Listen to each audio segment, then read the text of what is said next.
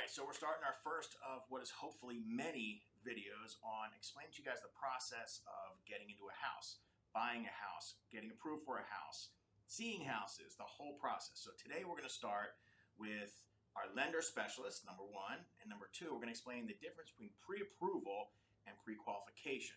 So this is going to go kind of a step above. From a listing agent side and from a buying agent side, I tend to prefer a pre-approval. Pre-qualifications have a piece, over in the commercial side more so. But let's get with her. She's the expert.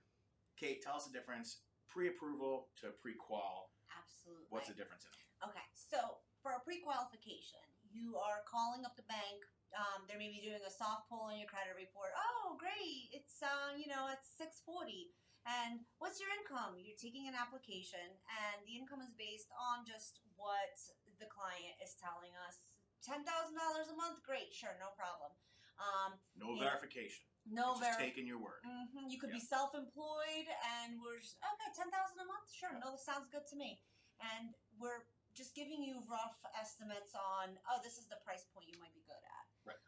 A pre-approval is so much deeper than that. Yes. We do a full credit pull. We analyze your credit history through the credit report. We look at the pay stubs, the W-2s, your history, your assets. Do you have the cash to close?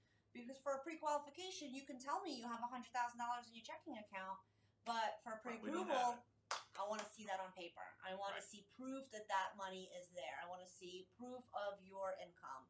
And then we structure the file. We structure the loan. We run it through an automated system to get an approve eligible, to make sure that this is going to be underwritten and approved when the file goes into underwriting. Most important part of that whole thing was that last part, getting it to the closing, getting through underwriting, that process. So if I have it correct, pre-qualification is basically, this is my word and just trust me, because I'm not going to lie to you.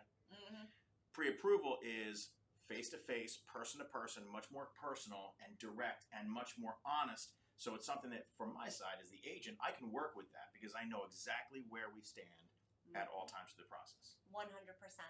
Always pre-approval. Any client that comes over and says, oh, I've been pre-qualified for this purchase price with this bank.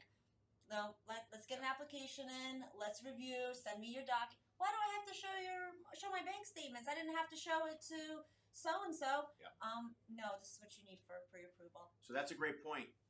In with that, here's a big major difference. So talk about just the beginning part. So the difference between pre-qualification is I get a phone call or I've reached out to a bank and I say, I'm thinking about buying a house. I make $150,000 a year. I have no debt whatsoever.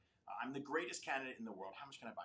Versus a pre-approval, which is where you have specific documents. What documents should somebody have when they want to get their approval done with you? What documents are you looking for from them? What should they have available to you to just make the process go that much more smooth? Absolutely. So the last 30 days of pay stubs. So if you get paid bi-weekly, last 2 pay stubs. If you get paid weekly, last 4 pay stubs. Okay. We want to see 2021, 2022 W-2s, the last 2 years of W-2s. Okay. Tax forms, Yep, tax forms or tax returns. And then 2 months of bank statements. Okay. All pages, please. Yes. So bank statements, tax records, and pay stubs. If you have those documents ready, you can get the pre-approval started.